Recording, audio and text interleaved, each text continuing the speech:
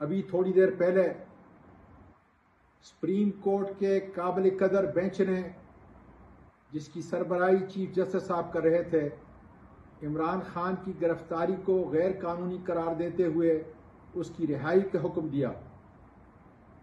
میں خود ذاتی طور پر پاکستان تحریک انصاف کی لیڈرشپ اور اس کے کارکن خیر مقدم کرتے ہیں اور اس بات کا اعادہ کرتے ہیں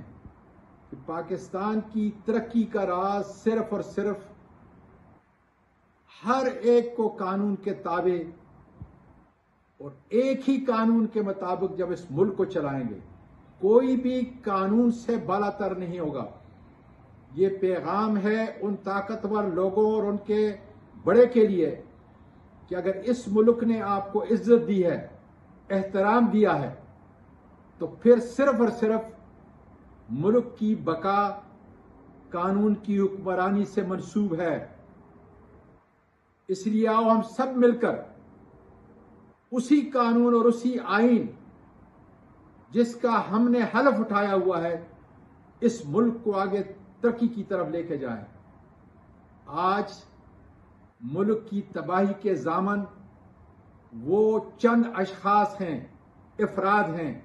جو اپنے آپ کو قانون سے بالا تر سمجھتے ہیں، اور آج عدالت نے واضح پیغام دے دیا ہے کہ صرف قانون کی حکمرانی اس ملک کا مستقبل ہے۔ مجھے امید ہے کہ میرا یہ مثبت پیغام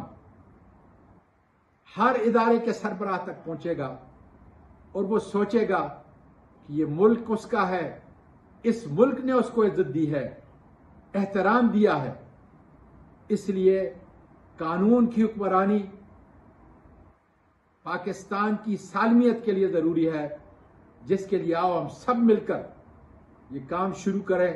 اور قانون کی حکمرانی کو آگے لے کر اپنے ملک کو خوشحال اور امن کا گہوارہ بنائیں۔ پاکستان پائندہ باد۔